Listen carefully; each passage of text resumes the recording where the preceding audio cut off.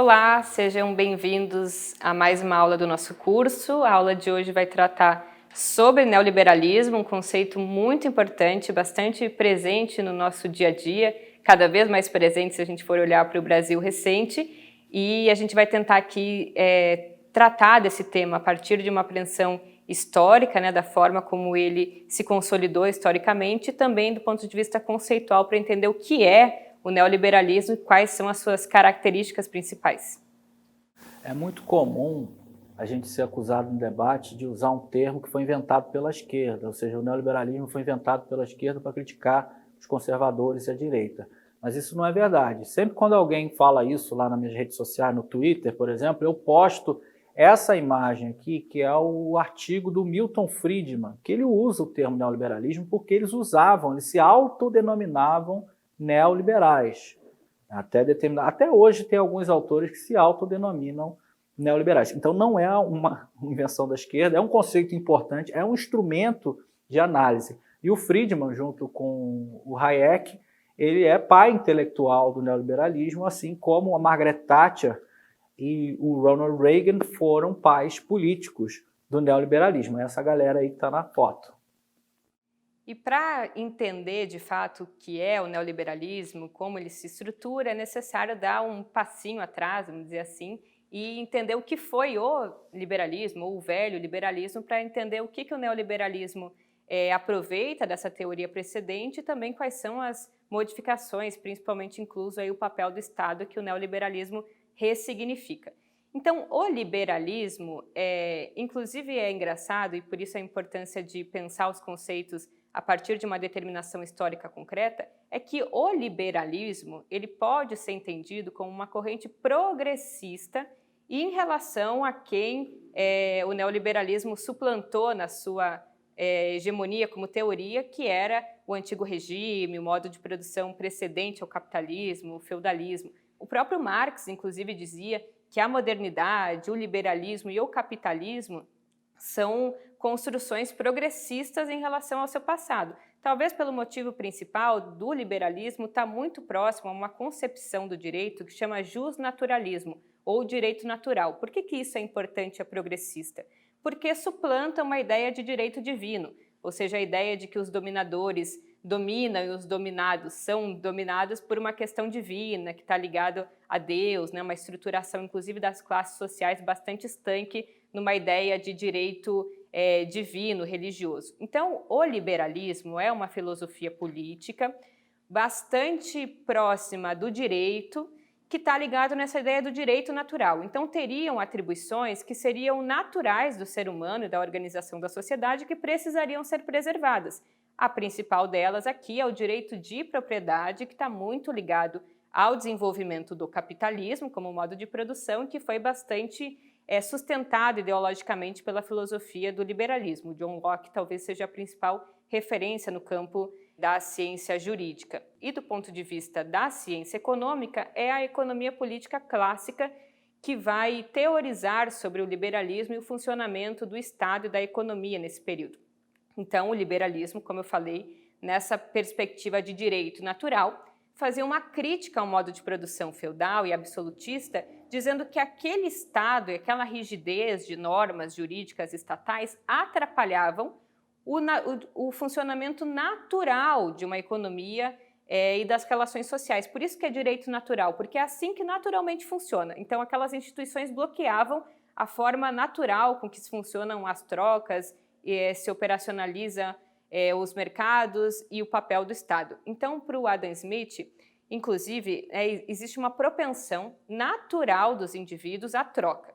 Então, os indivíduos são movidos por essa propensão de trocar coisas. Com o aumento da divisão do trabalho, cada vez mais a gente precisa trocar coisas para viver em sociedade, porque cada vez mais a gente se especializa. Eu não posso viver numa aula de economia, nem comprar, nem comer uma aula de economia. Eu preciso que alguém produza comidas e produza habitação e a gente troque. Essa troca, que é um processo natural para o Adam Smith, se dá na esfera do mercado. E, curiosamente, os indivíduos não trocam entre si e fazem disso o capitalismo o modo de produção mais social que existe, porque eles são solidários. Então, ele dá o exemplo do padeiro. Fala, o padeiro ele não fornece pães para a coletividade porque ele é benevolente, quer alimentar as pessoas. É o egoísmo do padeiro de querer lucrar a partir da venda de pão que faz com que ele oferte esse bem tão importante que é o pãozinho que a gente come. Então, no mercado, né, esse sistema de trocas, para funcionar, ele depende não da solidariedade, mas do egoísmo. E isso pode parecer horrível, mas na verdade, para o Adam Smith, é isso que determina o bem comum. Então, quanto mais os indivíduos são egoístas e buscam a maximização do seu lucro individual, mais eles contribuem para o bem-estar geral. Vou dar um exemplo muito simples. Por exemplo, vamos supor que agora todo mundo quer tomar 2 cervejas ao invés de tomar 1 cerveja na semana. Durante um tempo vai faltar cerveja, porque a oferta estava dada pela capacidade de produção anterior. E aí a gente ficaria sem cerveja. Só que como tem empresários espertos que veem que o preço da cerveja está maior porque tem mais demanda do que oferta, eles vão inverter capital, produzir mais cervejas e assim reequilibrar o mercado. Então é o egoísmo desses produtores de cerveja que faz com que a gente possa tomar cerveja e não a solidariedade. Tudo isso só funciona muito bem porque funciona através das livres trocas no mercado. Ou seja, teria uma mão invisível que equacionaria a dinâmica da oferta e da procura e o Estado teria no máximo a função de zelar pelo direito de propriedade, regular para que não exista nada que atrapalhe o livre mercado, monopólios, violência, preserve os direitos individuais e é na esfera do mercado que a economia se autoequilibra. Então, o liberalismo é um sistema de preços livres, dado entre oferta e procura, em mercados desregulamentados e no qual o papel do Estado é, no máximo, impedir que alguma coisa atrapalhe o livre funcionamento do mercado. Diferente do neoliberalismo. Então, o liberalismo, como a gente explicou na aula passada, passa por uma crise, a crise ali de 29, se descobre que a economia não tende ao equilíbrio, que o desemprego não é um processo involuntário de quem não quer trabalhar, e essa teoria vai ser bastante suplantada, principalmente a partir das reflexões do Keynes e depois, posteriormente, à Segunda Guerra Mundial, a partir das experiências mais intervencionistas que deram contorno aos estados de bem-estar social. Mas já nos anos 30 e principalmente no final dos anos 40, alguns autores já começaram a redefinir o que seria um novo liberalismo, ou seja, partem das premissas fundamentais, teóricas e filosóficas do liberalismo, mas redefinem o papel do Estado, que deveria nesse momento então ser um Estado forte, porém imparcial, num funcionamento de livre preço e de livre competição no mercado. Só que esses caras eram meio uns dinossauros, assim, ninguém dava muita bola para eles, porque naquele período era hegemônico nas faculdades de economia, no pensamento econômico, muito mais Keynes do que estes autores. E talvez como uma boa marxista, a transformação das condições materiais de uma sociedade não acontece a partir da dinâmica das ideias de forma isolada. Então não é que os neoliberais apresentaram uma teoria muito mais sustentada do ponto de vista empírico e teórico e assim ganharam adesão e se tornaram hegemônica. Foi uma transformação na base material da sociedade, principalmente a partir da crise dos anos 70, que abre uma janela de oportunidade para que esses caras que estavam teorizando lá há muito tempo, se organizavam na Sociedade de Montpellier, eles ganhassem proeminência e inclusive sustentassem ideologicamente governos que aplicaram efetivamente políticas neoliberais. Então dá para dizer que o neoliberalismo, em síntese, é essa teoria da filosofia política do liberalismo, de que o mercado tem condições de equilibrar uma economia, mas agora com papel redefinido do Estado. E isso tem muito a ver com elementos políticos também. Veja, o neoliberalismo ganha espaço a partir da crise dos anos 70, culpando o Estado interventor e culpando o conjunto de direitos sociais pela crise que atingiu essas nações no final da década de 70. Eles vão dizer, olha, esse Estado permissivo, que ampliou demasiadamente o gasto público, que colocou diversas barreiras ao livre funcionamento do mercado, que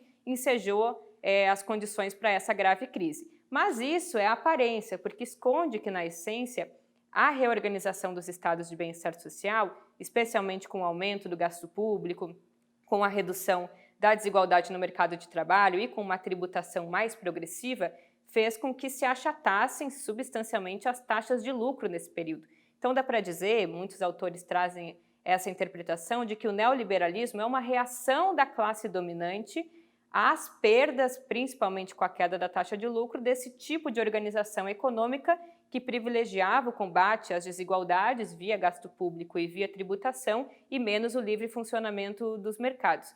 Então, o neoliberalismo é esse sistema de política econômica que busca desregulamentar aquela estrutura de um Estado interventor, desregular mercados, principalmente o mercado de trabalho, o mercado financeiro, e que na periferia do capitalismo, inclusive, faz isso a partir de um receituário de abertura comercial e financeira, desregulamentação ali do controle de capitais e com o dogma da austeridade fiscal e do controle do nível de preços como o elemento mais importante para a saúde de uma economia. Como disse a Juliane, o neoliberalismo é uma ideologia que privilegia o livre mercado como um instrumento capaz de organizar a sociedade de forma eficiente.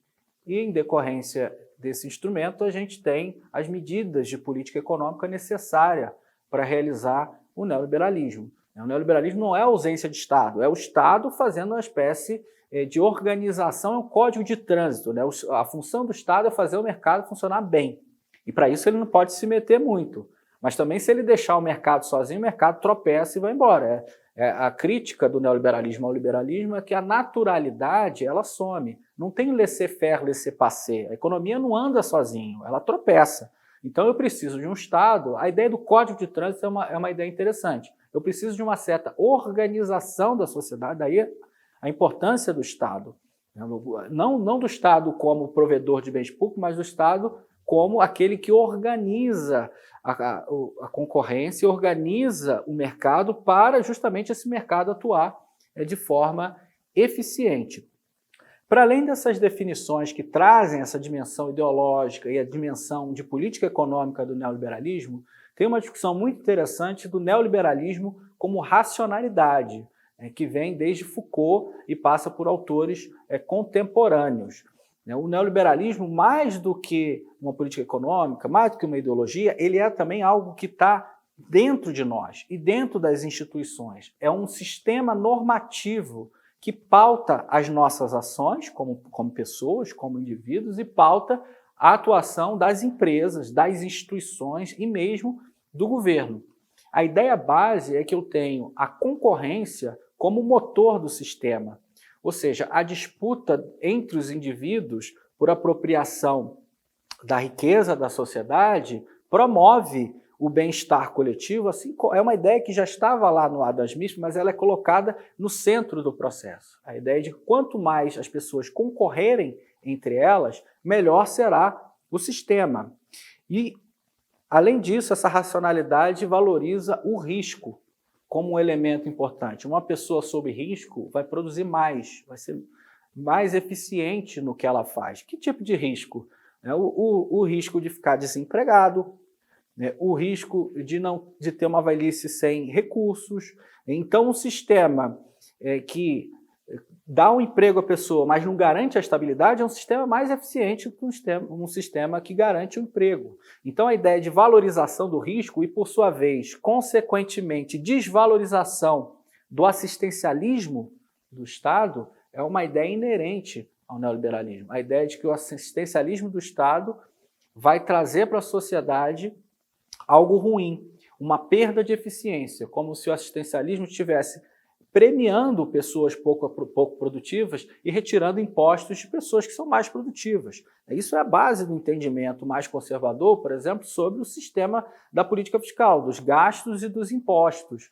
A ideia de que eu retirar impostos de pessoas muito ricas, que são muito eficientes, estão gerando bem-estar social, para passar para pessoas mais pobres, que são ineficientes, e cujo gasto vai gerar ainda mais ineficiência, vai gerar uma perda de eficiência no sistema. A racionalidade neoliberal, ela pensa tudo em termos de eficiência.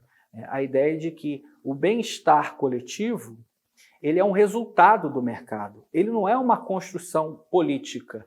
Aliás, a própria palavra social, nessa dimensão neoliberal, ela é esvaziada, assim como a ideia de desenvolvimento. O desenvolvimento ele é quase que um resultado espontâneo das forças de mercado.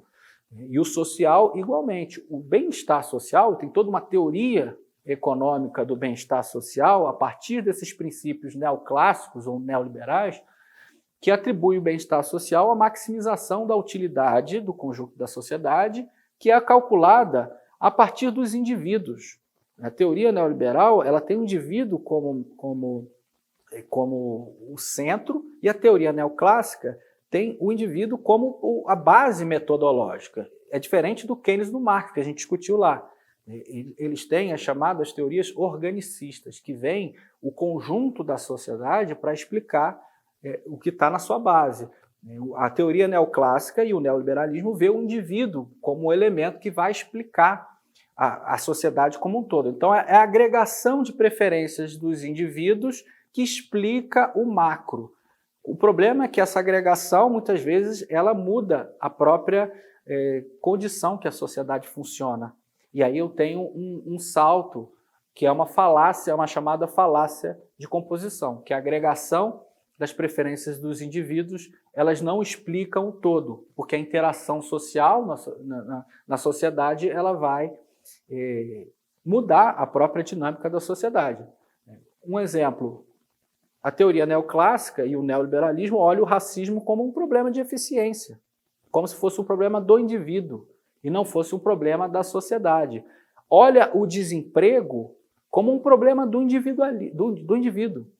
Ou seja, o desemprego é culpa do indivíduo. O desemprego não é um resultado de uma sociedade que funciona mal. Ao fazer isso, aí eu tenho uma sociedade que vai se organizar entre vencedores e perdedores. É o winner e o loser. E eu tenho a culpa individual e o mérito individual desses indivíduos. Não há preocupação social. Aliás, a própria palavra sociedade é negada no neoliberalismo. A Margaret Thatcher dizia que não existe sociedade, existem famílias e existem indivíduos. A Margaret Thatcher também dizia que a economia é um instrumento, o objetivo é mudar a alma das pessoas. E quando ela fala na alma das pessoas, ela está falando justamente nessa lógica subjetiva, nessa cultura que está por detrás do neoliberalismo. A cultura dos indivíduos como empresas de si mesmo, a cultura do empreendedorismo, é a cultura de que tudo que eu fizer, eu vou maximizar a eficiência dessas coisas que eu faço. Pode até ser fora do mercado. Eu posso trazer uma lógica econômica para administrar minha casa. Eu posso trazer uma lógica econômica para administrar o Instagram.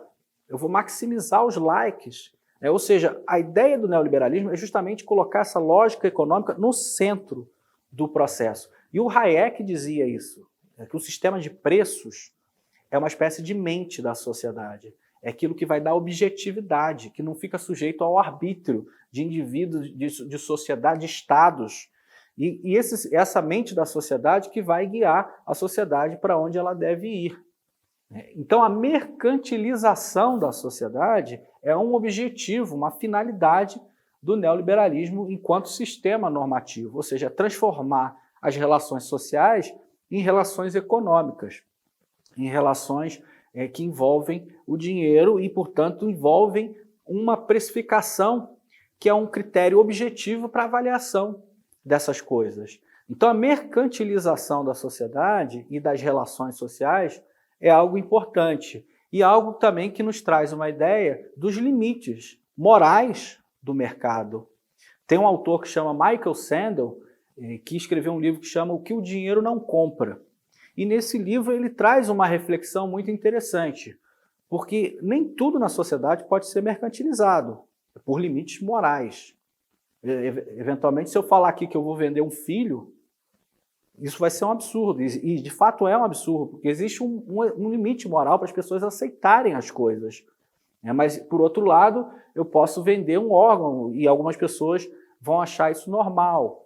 Eu posso ter uma pessoa que faz uma barriga de aluguel e algumas pessoas vão achar isso normal. Eu posso comprar o direito de matar um elefante na África e algumas pessoas vão achar isso normal. E por aí vai. Eu tenho vários limites do mercado que encontram uma objeção moral, ou seja, é impossível o neoliberalismo se realizar enquanto sistema, um sistema amoral, como se o mercado tivesse fazendo valer a justiça social de uma maneira plena, porque existem limites morais.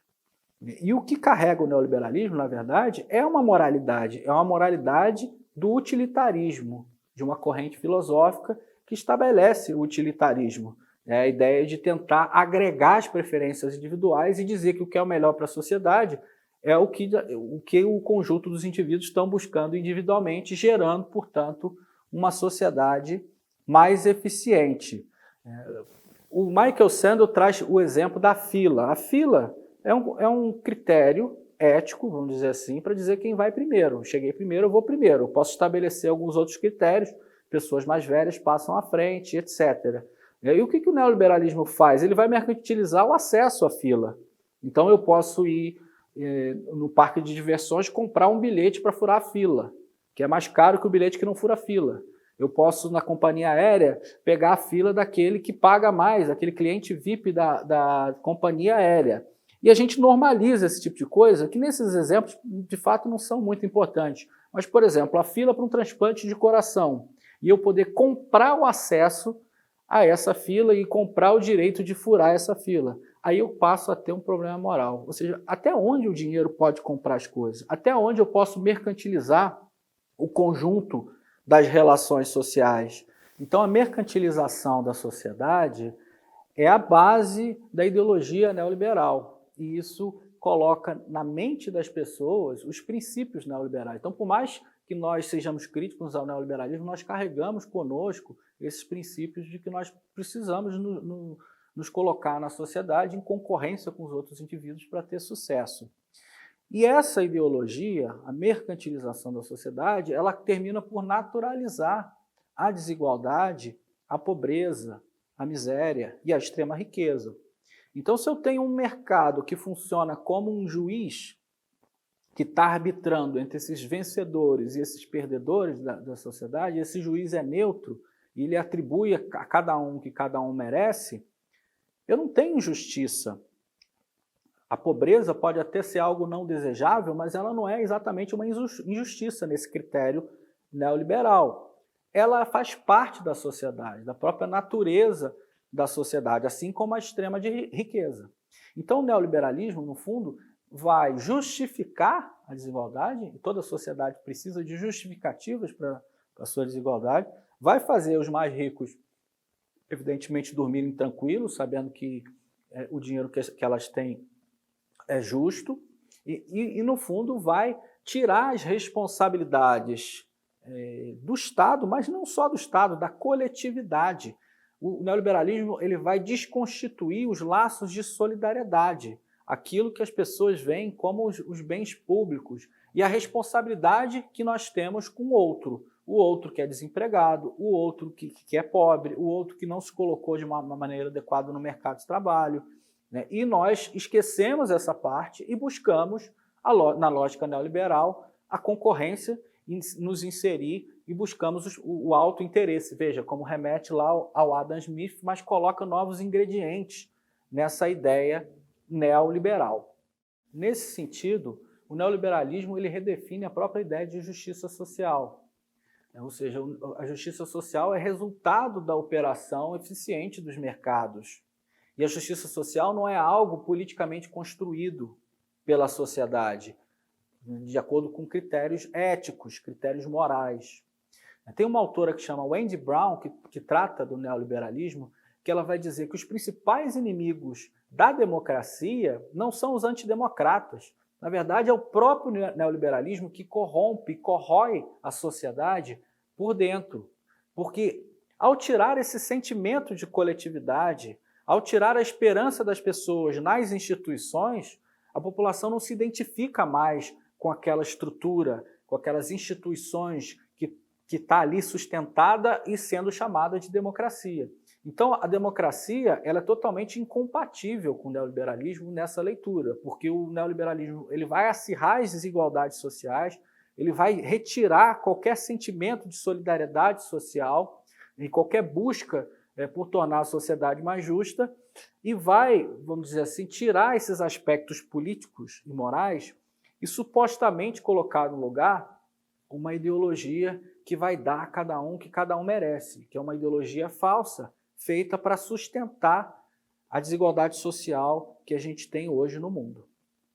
Então, Pedro, muito legal, acho que ficou muito compreensível o que é o neoliberalismo, mas agora eu queria te fazer uma pergunta talvez mais difícil. Pensando em tudo isso, o que a gente poderia fazer do ponto de vista concreto para impor derrotas ou até superar o neoliberalismo?